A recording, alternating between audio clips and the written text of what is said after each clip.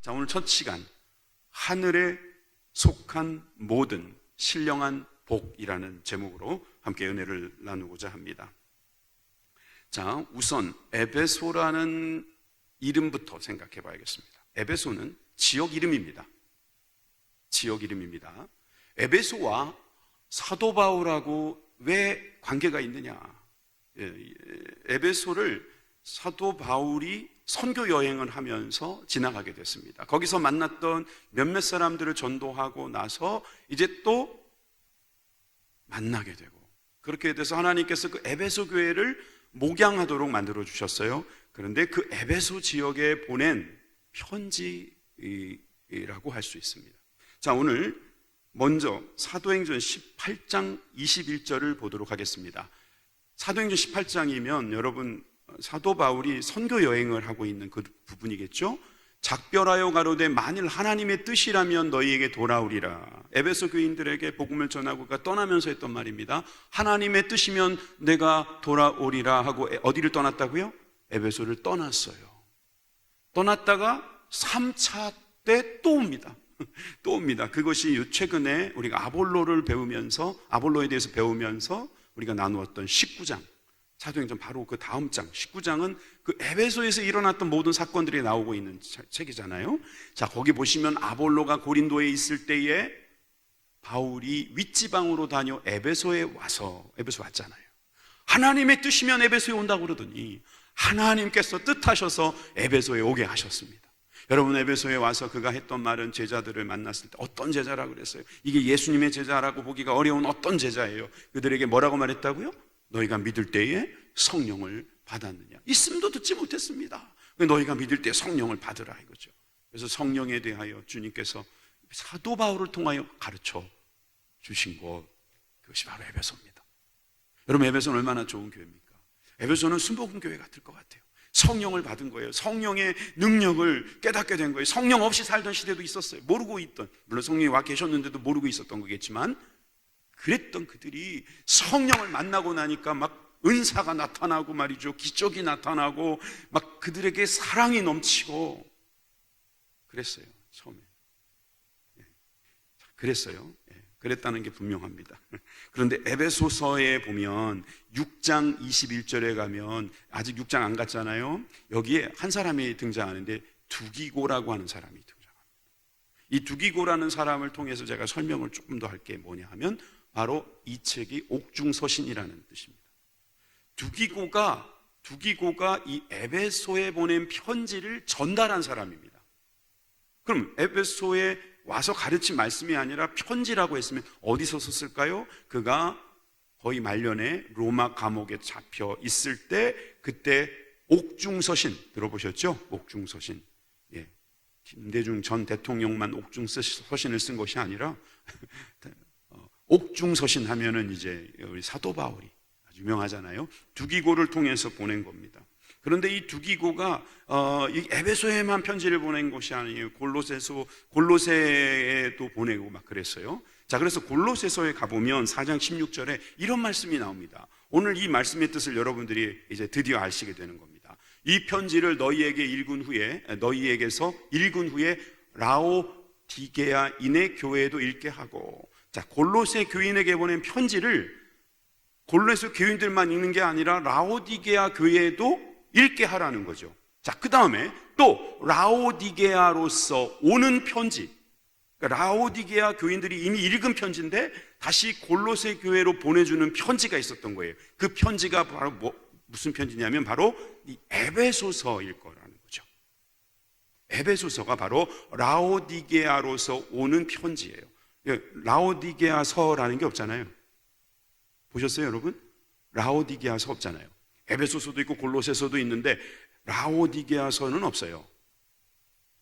그러니까 이 라오디게아는 이 골로새에서 아주 가까워요. 아주 가까워요. 저도 마치 갔다 온 것처럼 말하죠. 갔다 왔으니까 말하는 거예요. 가까워요. 그런데 거기에서 오는 편지가 뭐냐? 바로 이 회람되고 있는 이 편지였을 것이다.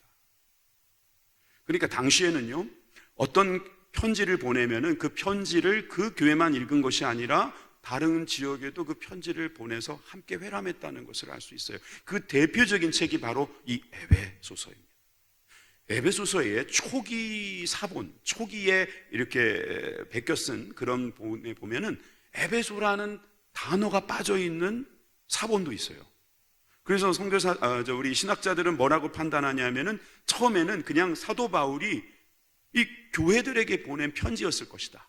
그런데 에베소 교회에서 그것을 어찌 보면 가지고 그들이 계속 전하고 가르치고 했기 때문에 에베소 편지가 되었을 것 같다. 뭐 이런 이제 이야기도 합니다만, 우리 본문에는 에베소가 또 나와 있으니까 꼭 그렇게만 볼 수도 없어요. 어찌 됐든 여러분이 에베소는 다른 지역에도 영향을 미칠 수 있는 그런 지역이었음에도 우리는 분명히 판단할 수 있다, 생각할 수 있다 이거예요. 여러분, 에베소라는 말이 그냥 단순하게 여러분 들릴지 모르지만 당시 사람들에게서는 에베소는 굉장히 유명한 동네입니다. 매우 유명한 동네입니다. 요즘으로 말하면 한 뉴욕 정도 된다고 해도 과언이 아니에요. 그 정도로 많은 사람들이 모이고 또 그곳에 많은 문화가 만나고 또 많은 사람들이 거기에서 또 이렇게 장사도 하고 그러는 곳이죠. 자, 그래서 지도를 보여드리는 게 좋겠죠? 네, 지도를 보여드릴게요. 지도에 보면 우리가 제일 먼저 알고 싶은 데가 어디예요? 예루살렘이 어딘지 알고 싶죠. 자, 예루살렘 저기고요.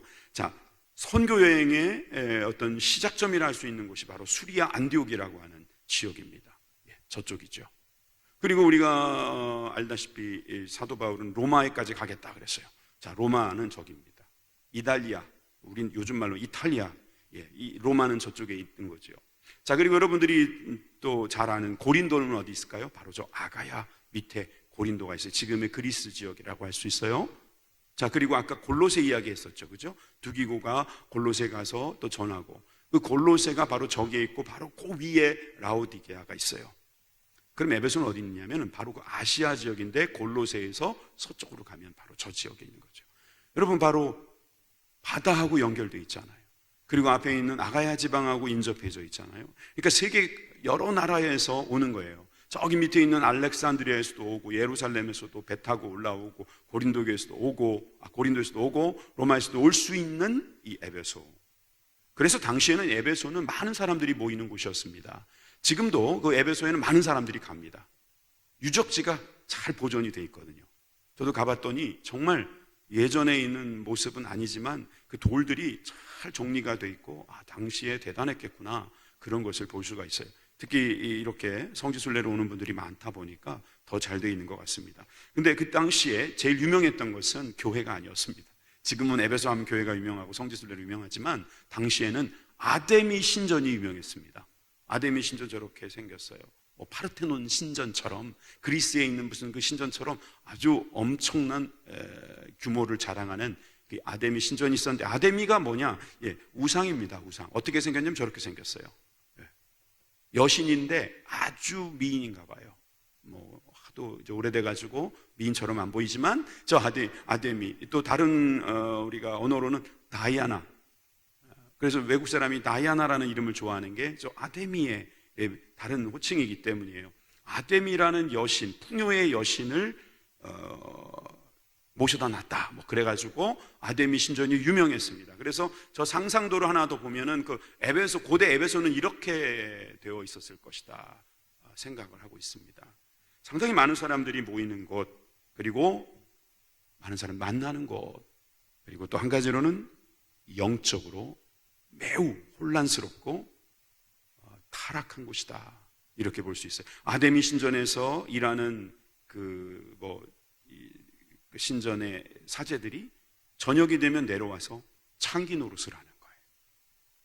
매우 음란했던 그런 지역이라고 볼 수 있습니다. 이 에베소에 대해서는 또 성경의 다른 곳에 가서 볼 수 있는 데가 또 어디 있죠? 예, 요한계시록.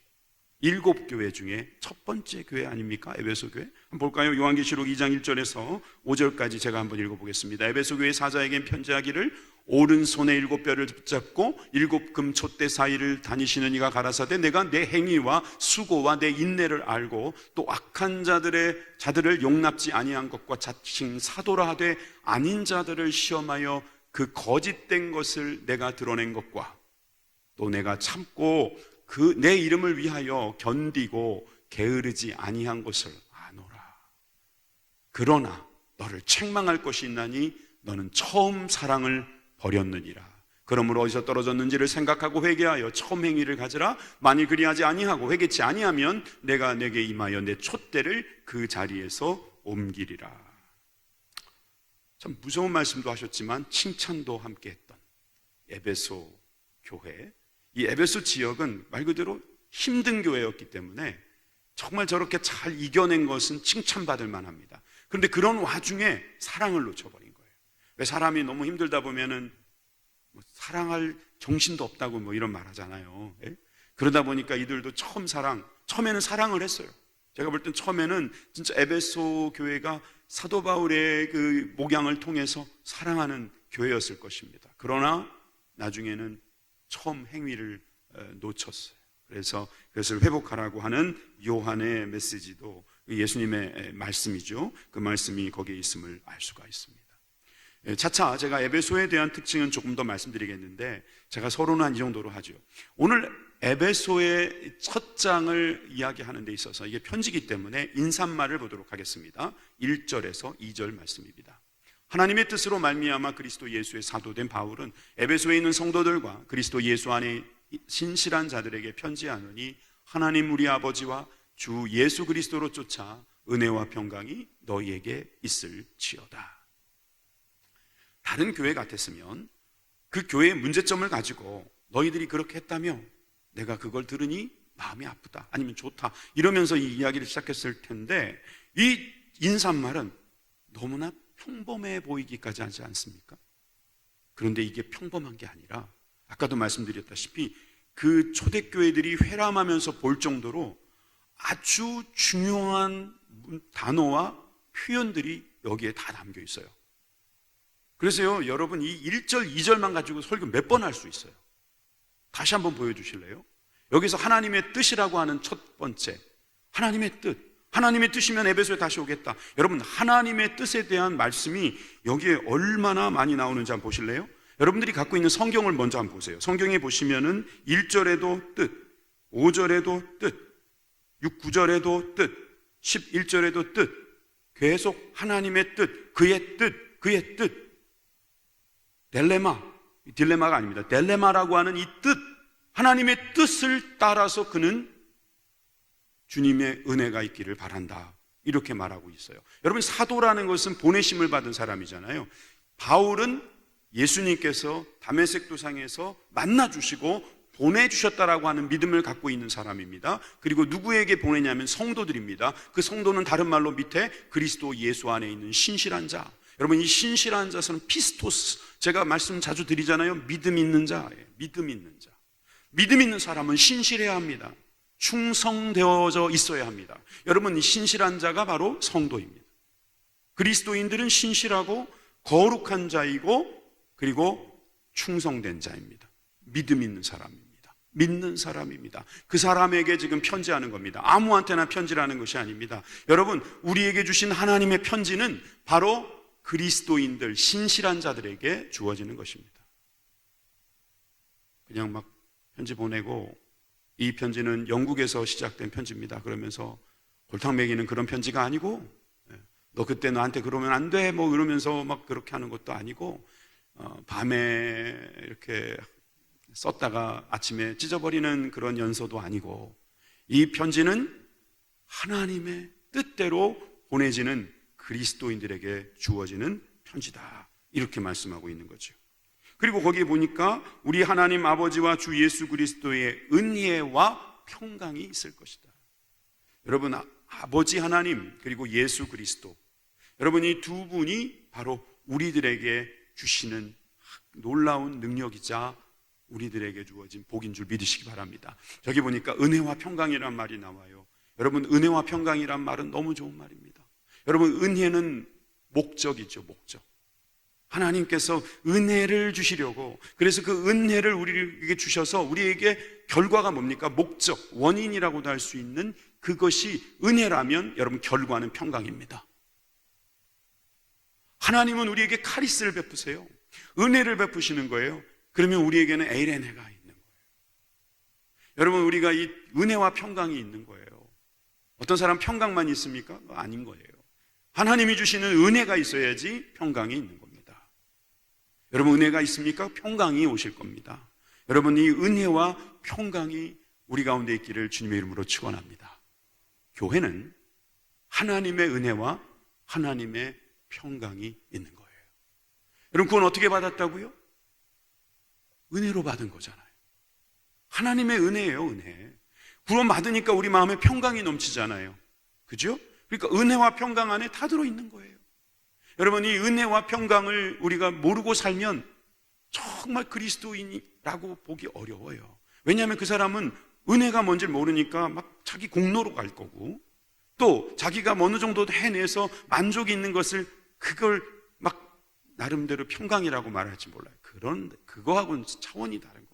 하나님이 주시는 은혜와 하나님이 주시는 평강, 하나님께서 우리에게 주시려는 것과 하나님이 우리에게 주시는 목적, 결과가 반드시 있다는 것을 우리가 꼭 기억해야 됩니다. 여러분, 이 에베소서 1장 1절에서 2절만 말씀만 봐도 벌써 은혜가 넘치지 않습니까? 그래서 오늘 우리가 주시는 이 말씀에 기대가 됩니다.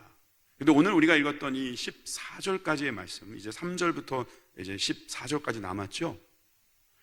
3절부터 14절까지 헬라어 원어로 보게 되면 이게 전부 다 한 문장이에요. 우리나라 말은 중간에 끊어진 것 같은 느낌이 있어요. 보시면 뭐 6절에 것이라 이렇게 끊어진 것 같기도 하고, 10절에 하심이라 이렇게 번역이 되어 있으니까 끊어진 것 같고, 12절도 끊어진 것 같죠? 아니에요. 마침표가 안 찍혀 있어요. 처음부터 어디부터냐면 3절부터 14절까지 그냥 한 문장이에요. 사도 바울이 무식해서 이렇게 만연체로 썼을까요? 왜 이렇게 썼을까요? 이렇게 쓴 성경이 없어요. 이렇게 길게 쓴 한 문장이 없어요. 여러분, 어디 가서 꼭 말씀해, 성경에서 가장 긴 문장이 뭐냐? 이게 가장 긴 문장이에요. 이게 굉장히 길어요. 여러분, 단숨에 못 읽어요. 그런데 사도 바울은 이걸 단숨에 말하고 싶었던 거겠죠. 하나님의 크신 복이, 그 신령한 복이 얼마나 대단한 건지가 그는 너무나 급했던 거죠. 인사를 마치자마자 그는 한 획으로, 그냥 한 문장으로 하나님이 주신 복을 그대로 설명하고 있는 것입니다. 한번 여러분들이 숨을 좀 길게 들이킨 다음에 이거 한 줄로 한번 읽어보세요. 저 읽다가 숨 막혀 죽는 줄 알았어요. 한 문장으로 못 읽겠더라고요. 그런데 사도 바울은 얼마나 급한 건지, 아니면 얼마나 감동스러운 건지, 얼마나 중요하길래 이렇게 했을까, 참 그런 생각이 드는 내용입니다. 자, 그래서 오늘은 이렇게 긴 문장을 한 번으로 보기는 어려워서 셋으로 나눠서 볼 텐데 빨리빨리 볼게요. 자, 첫 번째는 하나님의 택하심으로 하나님 자녀가 되는 복입니다. 힌트를 먼저 드릴게요. 성부 하나님, 성자 예수님, 성령 하나님의 소개와 그분의 사역이 나옵니다. 그 세 분이 준 복이 오늘 이 읽었던 구절에 다 들어가 있어요. 첫 번째는 성부 하나님이 주신 복이다, 이렇게 보셔도 됩니다. 하나님께서 우리를 택하시고 우리를 자녀 삼아 주시는 복, 이것은 성부 하나님이 해주시는 복입니다. 자, 3절입니다. 3절 같이 읽겠습니다. 시작. 찬송하리로다 하나님 곧 우리 주 예수 그리스도의 아버지께서 그리스도 안에서 하늘에 속한 모든 신령한 복으로 우리에게 복 주시되. 여러분, 그리스도인 맞습니까? 여러분들이 예수 믿고 구원받은 거 믿으십니까? 여러분, 지금 당장 죽어서 여러분들이 눈을 감고 떴는데 천국에 있을 거라는 확신이 있으십니까? 근거가 뭡니까? 근거가 뭐예요? 네, 성경에 있어요, 뭐 이렇게 말하시고. 그러니까 그거를 말할 수 있을 필요가 있어요. 아니, 필요가 있는 게 아니라 그래야만 우리의 마음이 담대해지고 확신까지 갈 수 있는 겁니다. 뭐 근거가 있어야 될 거 아닙니까? 나 순복음 부천교회에 QR코드 갖고 있어. 그런다고 천국 가는 거 아니죠? 나 11조 하는 사람이야. 그런다고 되는 거 아니죠? 나 신학교 나왔어. 그거 갖고 되는 게 아니죠. 하나님의 자녀가 돼야죠. 하나님의 자녀. 하나님의 자녀가 될 수 있는 특권 보세요. 찬송하리로다 하고 딱 시작하는 거예요. 오늘도 이 찬송에 대한 것도 5번인가 나와요. 자, 뭐라고 말하냐면 하나님 곧 우리 주 예수 그리스도의 아버지께서, 성부 하나님이죠, 그리스도 안에서, 여러분 그리스도 안에서라는 말도요 에베소서 32번이나 나와요. 제가 자주 나오는 거 다 말씀드린 거예요 이제. 자, 그리스도 안에서, 그의 안에서, 주 예수 안에서, 이런 말이 많이 나와요. 하늘에 속한 모든 신령한 복으로. 이 말씀이 얼마나 대단한 말씀인지 여러분들이 좀 깨달으시기 바랍니다. 한번 따라해 보세요. 하늘에 속한 모든 신령한 복. 다시 한번, 하늘에 속한 모든 신령한 복. 일단 하늘이라고 하는 것은 영적인 세계겠죠. 영적인 차원입니다. 하나님께서 우리에게 허락하시는 차원의 그 하늘, 지금 뭐 여름 하늘 저런 하늘이 아니라 영적인 세계, 그리고 거기에 속해져 있다는 것은 그 안으로 들어갈 수 있는, 또 그 안에서 나온 그런 사람들이 되는 거예요. 근데 여기에 모든이라는 말이 들어있어요. 성경에서 모든이라고 하면 모든입니다. 그냥 신령한 복 중에 일부가 아니고요, 모든 신령한 복인데 이게 바로 영적인 복이에요. 신령한 복이다라는 말, 다른 말로 영적인 복이죠. 영적인. 여러분, 영적인 복을 우리가 받았어요. 하나님의 자녀가 되어서 첫 번째 받은 게 뭐냐 하면 하늘에 속한 모든 신령한 복이에요. 여러분, 우리가 모든 신령한 복을 다 받았다고요. 여러분, 어떤 분은 교회 나온 지 얼마 안 됐어요. 그런데도 그분도 모든 신령한 복을 받은 거예요. 순교하시는 분이 계신다면 그분도 모든 신령한 복을 받은 거예요. 여러분, 이 믿음이 있어야 됩니다. 우리는 모든 신령한 복을 받았다, 이렇게. 누가 받은 복은 세고 내가 받은 건 짝하고, 내가 받은 복은 좋고 남이 받은 것은 별로고, 이게 아니고 모든 신령한 복을 우리는 모두 다 받았어요. 비교할 필요가 없는 거예요. 만약에 우리가 좀 작아 보입니까? 그 작은 것을 가지고 주님께서 더 크게 만드시려는 의도가 있을 가능성이 큽니다. 그리고 그것은 당신의 생각입니다. 하나님은 모든 신령한 복을 모두 주셨어요. 부족하지 않아요. 여기에 모든이라는 말은 굉장히 강력한 말입니다. 모든 신령한 복, 나 다 줬다, 이 말입니다. 하나님의 자녀가 됐다는 것은 모든 신령한 복, 그것이 하늘에 속해져 있는 영적인 하늘의 신령한 복을 모두 우리가 받았다라고 하는 거예요. 이 믿음이 없는 사람은 매우 안타까운 삶을 삽니다. 나는 아직 덜 받았다는 거예요. 받은 은혜에 감사하여서 충성하는 삶이 아니라 더 다오 하다가 받지 못했다고 막 한탄하고 원망하고 불평하고 싸우고 믿음 잃어버리고, 정말 안타까운 거예요. 그런데 내가 하나님의 모든 신령한 복을 받았다, 이 믿음을 갖고 있는 사람은 그게 지금 눈에는 크게 보이고 지금 작게 보이더라도 모든 신령한 복을 받았다라고 말하고 있는 사람에게는 여러분, 강력한 믿음이 그 안에 있다는 사실을 우리는 알아야 합니다. 여러분, 이 3절의 말씀에서 우리는 또 많은 은혜를 받게 됩니다. 그러나 또한 4절 5절 우리 가면서 더 큰 또 은혜를 주시는데, 창세전에 그리스도 안에서 우리를 택하사 우리를 사랑 안에서 그 앞에 거룩하고 흠이 없게 하시려고. 이거 정말 좋은 말씀이 계속 줄줄이 나와서 어렵지만, 자, 이거부터 말씀드릴게요. 언제부터라고요? 언제부터라고요? 그렇죠. 자, 저를 보여주세요. 여러분, 구원파가 와가지고, 요즘에 구원파들 별로 많이 있지도 않지만 저 어렸을 적에 그런 분 본 적 있어요. 구원 받았냐고. 예, 받았다고. 그럼 언제 받았냐고. 언제 받은 것 같은데 제가 정확히 기억 못하죠. 당신 정말 구원 받았다면 날과 시를 분명하게 알아야 된다고. 그렇게 말할 때 만약에 혹시라도 다시 그 추억의 구원파가 나타나면 여러분들에게 그런 질문을 할 때 뭐라고 대답해야 됩니까? 아유, 어떻게 알았어요? 그러니까 여러분 지금 잘 듣고 계시는 거예요. 우리는 창세전에 받은 거예요. 예? 몇 년도 몇 월 며칠이 아니라 창세전에 받은 겁니다. 할렐루야. 여러분, 구원을 창세전에 받은 사람은 다르죠. 창세전에 어떻게 받았다고요? 그리스도 안에서. 여러분, 이 그리스도 안에서 받았다는 말, 이건 짚고 넘어가야 될 말씀입니다. 왜냐하면 많이 나오는 말씀이니까. 여러분, 이 말씀은 이런 질문에 대한 답이기도 해요.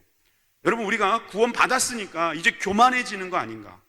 구원 받았으니까 이제는 하나님께서 해주시는 구원인데 가만히 보니까 하나님께서 하시니까 우리는 전도 같은 거 할 필요 없네.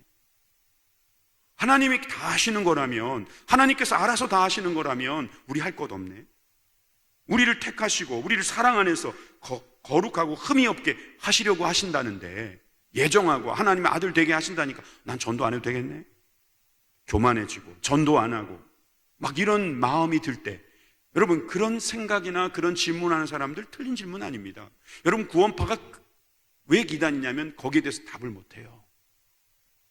근데 여기 분명히 나와 있잖아요. 그리스도 안에서라고 말했잖아요. 여러분 그리스도 안에서라는 말은요, 그리스도의 복음을 들어야 되는 거예요. 듣고 끝나는 게 아니라 믿어야 되는 거예요. 듣고 믿은 사람이 구원을 받는 거잖아요. 그 전하는 사람이 없는데 어떻게 듣습니까? 듣질 못했는데 어떻게 믿습니까? 여러분 전해준 사람이 있어가지고 내가 믿었게 됐는데 어떻게 교만합니까? 어떻게 태만할 수 있습니까? 여러분 그리스도 안에서 있다는 것은요, 이거 놀라운 은혜입니다. 여러분 이 그리스도 안에 있으려면요, 우리가 그냥 내가 교회 안에 있는 게 그리스도 안에 있는 게 아니잖아요. 성경 맨날 붙들고 있다고 해서 그리스도 안에 있는 것도 아니잖아요. 말씀대로 살아가는 삶. 여러분 그리스도의 그 안에서 우리 주님이 또 내 안에서, 여러분 우리가 주님 안에, 주님이 내 안에 있는 이 놀라운 축복의 삶이 있는데 어떻게 교만할 수 있으며 태만할 수 있으며 전도를 안 할 수가 있습니까? 여러분 전해야 되는 겁니다. 그래야지 그리스도 안으로 갈 수 있는 거예요. 해리 아이언사이드라고 하는 교수가 에베소서 주석을 쓰면서 그림 하나를 그렸는데, 제가 그 그림을 존재한다는 것만 알았지 그게 원어로 돼 있는 책이고 구하질 못해서 제가 2차 텍스트였기 때문에 그냥 제가 상상해서 그림을 하나 만들었습니다. 이분이 생각하는 그림은 이겁니다. 천국을 들어가기 전에 천국문 앞에 이런 글자가 써 있을 것이다 라는 거예요. 한번 그림 보여줄래요? 수고하고 무거운 짐진 자들아 다 내게로 오라, 내가 너희를 쉬게 하리라. 천국이 막 보이잖아요. 그 안으로 막 들어가는 겁니다. 할렐루야 하면서 들어가요. 들어갔다가 딱 뒤를 돌아봤더니 무슨 글자가 써 있냐면 바로 이 말씀이 있는 거예요. 좀 전에 읽었던, 곧 창세전에 그리스도 안에서 우리를 택하사 우리로 사랑 안에서 그 앞에서 거룩하고 흠이 없게 하시려고 그 기쁘신 뜻대로 우리를 예정하사 예수 그리스도로 말미암아 자기의 아들들이 되게 하셨으니. 우리가 저 문을 통과할 수 있었던 이유는 바로 저거라는 거예요. 창세전부터 여러분을 택하셨다는 거예요. 창세전부터 여러분들을 흠없게 하시려고 예수 그리스도를 십자가에 못 박게 하셨다는 거예요. 그래서 여러분들이 하나님의 아들이 되었다는 것입니다. 이것이 바로 수고하고 무거운 짐진 자들이 통과할 수 있는 문이라는 사실이에요. 여러분 이 말씀 하나면 끝나는 거잖아요. 에베소 교회를 향하는 하나님의 말씀은 에베소만이 아니라 부천에, 그리고 우리들에게도 주시는 하나님의 말씀입니다. 우리는 어떤 사람입니까? 창세전부터 택함받은 사람이라는 거예요. 하나님께서 우리가 저 천국문으로 들어가서 우리를 안으시면서 그러실 겁니다. 드디어 왔구나. 너무너무 반갑구나. 내가 너를 위해서 창세전부터 계획해서 너를 이 땅에 보냈단다. 너를 구원하기 위해서 복음을 전하는 사람을 너에게 붙여줬지. 너의 눈이 열려지게 해서 그 말씀이 들리게 해줬지. 그리고 그렇게 하기 위해서 내가 예수를 보내서 십자가에 못 박게 했었어. 내가 너가 힘들 때는, 너의 약할 때를 알고 내가 도와주기 위해서 다른 말씀으로 위로도 해줬고 격려도 해줬단다. 네가 힘들 때 그것을 딛고 일어나는 모습을 내가 보면서 너무나 기뻐했었지. 네가 이제 드디어 나를 만나게 해줘서 나는 너무너무 반갑구나. 그러면서 주님께서 뜨겁게 안아주실 겁니다. 여러분께서, 저와 여러분께서 정말 이 말씀을 생각해 보면 내가 어떤 사람인지를 알 수 있다는 거죠. 하나님은 우리를 위해서 창세전부터 계획하신 거예요. 내가 어쩌다가 잘 선택한 게 아니에요. 그렇게만 생각하는 사람들은 이단이 될 수가 있어요. 내가 잘 생각한 게 아니라 내 눈이 열리도록 주님이 도와주신 거예요. 내 마음이 열리도록 성령님을 보내주신 거예요. 여러분 그런 것이 너무나 감사해서 우리가 내 공로 아니라고 말할 수밖에 없는 거예요. 내가 잘 선택해서 내가 이 교회 잘 들어와서 이단 선택하지 않고 정말 제대로 된 교회 선택해가지고 내가 예수 잘 믿게 됐다. 역시 나의 선택은 옳았어. 여러분 그런 생각 눈꼽만치도 하지 마시기 바랍니다. 여러분 우리는 성령님께서 도와주셔서 예수를 믿게 된 거예요. 그 성령님의 능력으로 말미암아 우리가 이 자리에 있음을 믿습니다. 자, 6절로 가봅니다. 6절에 보니까 이는 그가 사랑하시는 자 안에서 우리에게 거저 주시는 바. 거저 주시는 바. 그래서 은혜라는 느낌이 들죠. 그렇죠. 거저 주신다고 그냥 은혜가 값싼 게 아닙니다. 주님이 대신 지불하신 거죠. 주님이 대신 계산하신 것이고 그 계산한 것을 우리에게 거저 주신 것이죠. 근데 왜 하시는 거예요? 영광과 찬송을, 영광의 찬송을 받으시기 위해서. 왜 하나님께서 나 같은 참 연약하고 부족한 사람을 사랑하시는가? 성경은 아주 간단하게 설명합니다. 찬송 받으시려고. 이사야의 말씀을 보겠습니다. 43장 21절 함께 읽습니다. 이 백성은 내가 나를 위하여 지었나니, 하나님의 말씀입니다. 나를 찬송하게 하려 함이니라. 하나님께서 우리를 구원하신 이유는 찬송을 받으시기 위해서입니다. 예배를 받으시기 위해서입니다. 주님을 향한 우리들의 사랑을 받으시기를 원하셨기 때문입니다. 여러분 하나님을 찬양한다는 거, 우리 곡조를 붙여서 하면 찬송이 되는 거고 찬미도 되고, 여러분 우리가 하나님을 향해서 노래하는 거, 이게 정말 하나님께서 우리를 창조하신 목적인 것입니다. 요즘 젊은 사람들이 음악을 잘합니다. 연주 잘하더라고요. BTS라고 들어보셨어요? 난리가 났어요, 미국에서는.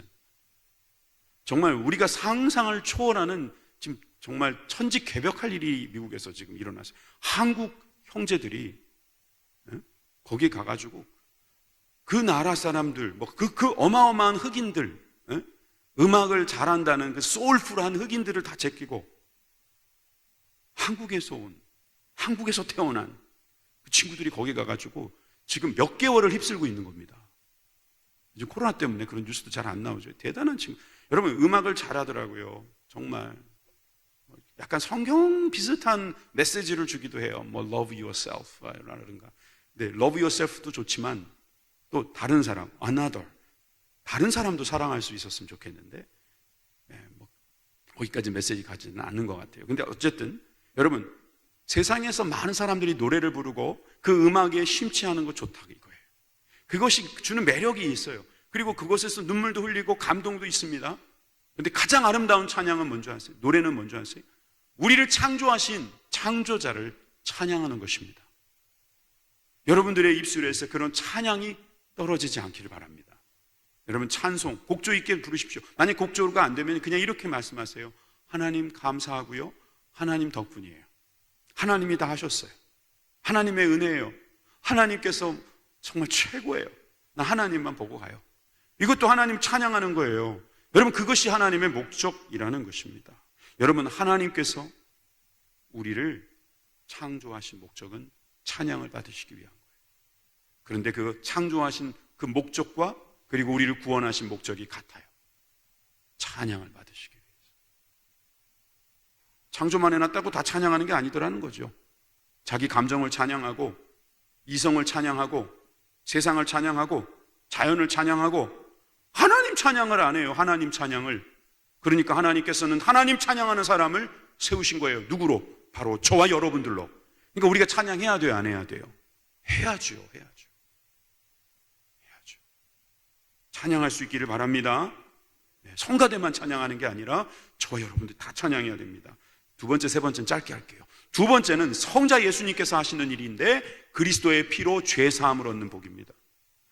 여러분 에베소서는 이 죄사함에 대한 말씀을 이렇게 말씀하십니다. 7절 유명한 말씀이죠. 같이 읽습니다. 시작. 우리는 그리스도 안에서 그의 은혜의 풍성함을 따라 그의 피로 말미암아 속량 곧 죄사함을 받았느니라. 너무 좋은 말씀이죠.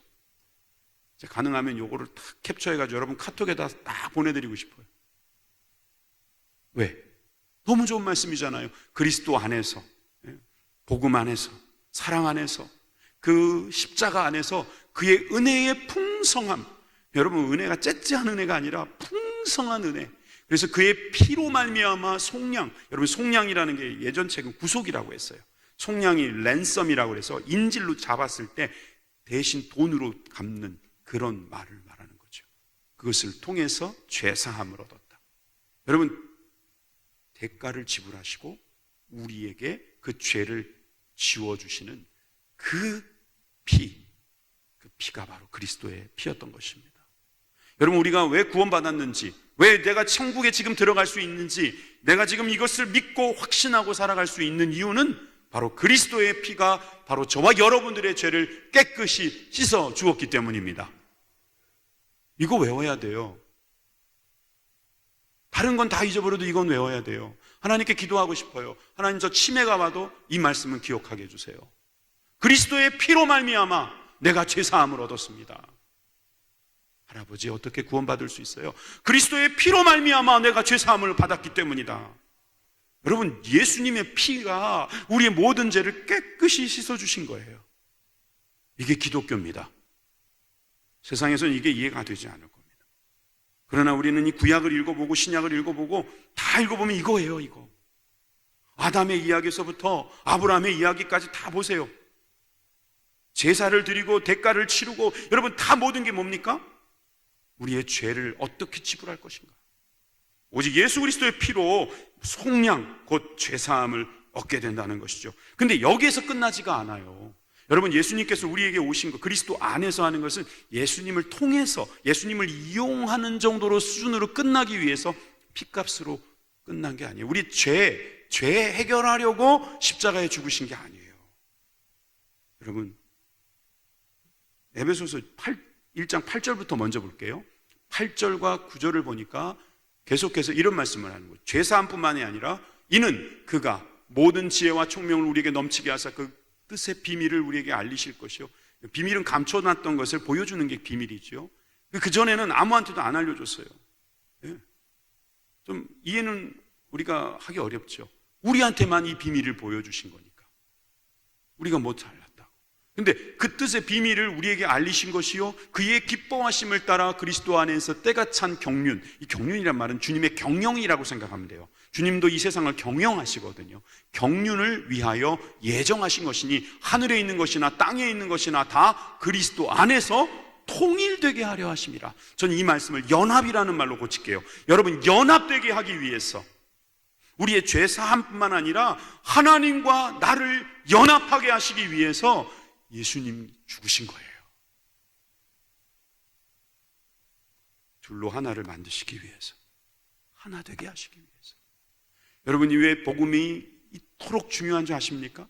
죄를 씻어줬기 때문에도 중요하지만 그리스도와 우리가 하나가 될 수 있는 능력이 되었기 때문입니다. 요한복음 15장 15절 말씀입니다. 이제부터는 너희를 종이라 하지 아니하리니 종은 주인이 하는 것을 알지 못함이라. 그럼 비밀 같은 것만 많은 거예요. 그런데 너희를 친구라 하노니 이제 비밀이 없는 거죠. 내가 내 아버지께 들은 것을 다 너희에게 알게 하였음이니라.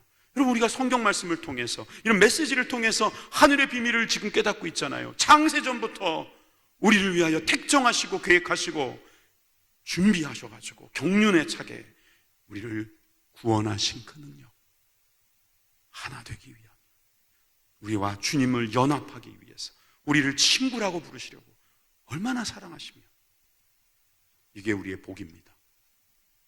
하늘에 속한 모든 신령한 복입니다. 마지막으로 세 번째는 성령 하나님께서 하시는 일인데, 성령의 인치심을 통해서, 여러분, 성령의 인치심을 통해서, 자, 11절에서 12절입니다. 모든 일을 그의 마음의 원대로 역사하시는 자의 뜻을 따라 우리가 예정을 입어 그 안에서 기업이 되었으니. 자, 길어지면 머리 아프니까 여기까지만 읽을게요. 모든 일, 앞에 있는 모든 일도 되고 주님께서 구원하시려는 그 모든 일, 주님의 원대로 하시려는 거예요. 주님이 그걸 원하시는 거예요. 주님이 원하시면 됩니다. 왜? 하나님이신데. 하나님이 원하시면 되는 거죠. 역사하시는 자의 뜻, 그의 뜻, 하나님의 뜻, 하나님의 뜻이 바로 저와 여러분들을 구원하시려는 거예요. 그 뜻을 따라 우리가 예정을 입어 주님께서 택정하시고 계획하시고 경륜으로 우리에게 오셨을 때 기업이 되었으니, 이 말은 다른 말로 소유가 되었으니 이렇게 돼요. 우린 주님의 것이 된 거예요. 아까 속량이란 말 했었죠. 우리 죗값을 지불하고요, 주님께서 우리를 사신 거예요. 이제 누구 거예요? 주님 거라는 거예요. 근데 이게 주님 거라는 것이 있고 와닿지가 않죠. 왜? 우리는 영원히 죽었어요. 그러다가 살짝 눈을 열어주셔가지고 주님의 말씀 듣게 하셨고, 그 들은 거로 말미암아 내가 그걸 믿음으로 순종하게 돼서 이렇게 구원을 받게 됐는데, 지금 생각해 보면은 이건 내가 어떻게 이렇게 이런 복을 받을 수가 있지? 이런 생각을 우리가 하기 쉬워요. 이게 믿어지지 않는 거예요. 특정 교단을 이야기해서 성령을 모르면은요, 이게 아주 차갑습니다. 냉랭합니다. 왜? 복음은 들어가지고 머리로는 알겠는데 이 가슴으로 안 내려오는 거예요. 마음이 뜨거워지질 않는 거예요. 머리로는 그래? 조물주가 피조물을 사랑해서 대신 죽고 그 죽은 것을 믿기만 하면 구원을 얻게 해준다는 그런 놀라운 은혜가 있구나. 머리로는 믿어졌는데 이 가슴에서 막 뜨거움이, 눈물이, 실감이 한마디로 안 되는 거예요. 실감이. 계속 읽을게요. 이는 그리스도 안에서 전부터 바라던 우리로 그의 영광의 찬송이 되게 하려 함이라. 지금도 또 주님께서 찬송이 되게 하려고 하시는 그 계획을 말씀하시려고 합니다. 자, 13절 14절을 같이 읽습니다. 시작. 그 안에서 너희도 진리의 말씀 곧 너희의 구원의 복음을 듣고 그 안에서 또한 믿어 약속의 성령으로 인치심을 받았으니 이는 우리 기업의 보증이 되사 그 얻으신 것을 속량하시고 그 영광을 찬송하게 하려 하심이라. 아멘. 13절 14절도 캡처해서 여러분 카톡에 보내주고 싶은 말씀. 왜? 자, 보세요. 이 진리의 말씀을 듣고 구원의 복음을 듣고, 여러분 듣는 것으로 끝난 게 아니라 그 다음에 믿고, 듣고 믿고, 다른 말로 그리스도 안에서 듣고 믿고, 그 다음에 어떻게 돼요? 약속의 성령으로 인치심을 받은 거예요. 여러분, 인치심을 받았다는 것은요, 각인을 했다는 거예요. 쇳덩어리에다가 불을 달궈가지고요, 송아지 엉덩이에다가 이렇게 팍 지지면요, 송아지는 아프다고 그러지만 영원히 지워지지 않는 각인이 되어버립니다. 인치셨다는 게 그거예요. 도장 꽝 찍었다는 거예요. 근데 이게 영적으로 보면 뭐냐면 성령을 받았을 때 일어나는 현상이에요. 이걸 마틴 로이드 존스 같은 어떤 개혁주의의 어떤 선봉인 사람도 그런 표현을 한 거예요. 우리가 인치심을 받았다는 것은요, 하나님과 만나는 한 특별한 체험이라는 거예요. 하나님을 만났을 때 느끼는 그 황홀경도 거기에 포함되는 거예요. 막 우리 마음에 뜨거움이 있고 눈물이 나오고 정말 하나님은 생생하게 살아계시다는 것을 우리가 체험한 사람들은 성령의 인치심을 받은 거예요. 머리로만 하는 게 아닙니다. 성령님께서 지금도 살아계시고 역사하셔서 우리를 도와주시는 거죠. 그 성령의 인치심을 통해서 주님을 찬송하게 하려 하십니다. 여러분, 그 다음에 나오는 말씀이 속량이라든가 구속이라든가 이런 말씀들은 말이죠, 이런 이야기입니다. 주님이 보증이 되어주셨다는 거예요. 보증금 아시죠? 보증금 요즘에 한 10% 냅니까? 여러분, 보증금만 지불해도 이건 내 거라는 느낌이 들지 않습니까? 제가 예전에 건물 하나를 이제 개척하면서 사야 될 일이 있었잖아요. 계약서를 끊어놨는데도 벌써 거기다가 무엇을 설치해야 할지, 여기를 어떻게 하고 저기를 어떻게 하고 벌써 내 거더라고요. 이미 값을 지불했기 때문입니다. 10분의 1이지만 예치금이 들어간 거예요. 여러분, 보혈의 피는 바로 그거예요. 주님께서 그러한 능력이 되시는 거예요. 보증이 되어주신 거예요. 여러분, 누가 보증인이라고요? 우리 하나님이 보증인. 성부, 성자, 성령님께서 보증인이 되시는 거예요. 여러분, 성령의 보증을 여러분 날마다 누리시기 바랍니다. 이 아라본이라는 말, 이 보증금이 우리로 하여금 굉장히 힘이 됩니다. 구원받았다는 것이 그냥 관념적이거나 종교적인 것이 아니고 기독교의 특징 있는 교리라 이렇게 보지 마시고요, 정말 하나님께서 우리를 얼마나 사랑하시면 우리에게 그렇게 보증을 서시겠는가.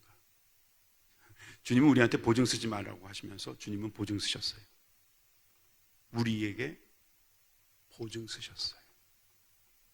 성령의 인치심으로 주님이 보증이 되어주셨습니다. 그 이유는 찬송을 받으시기 위해서.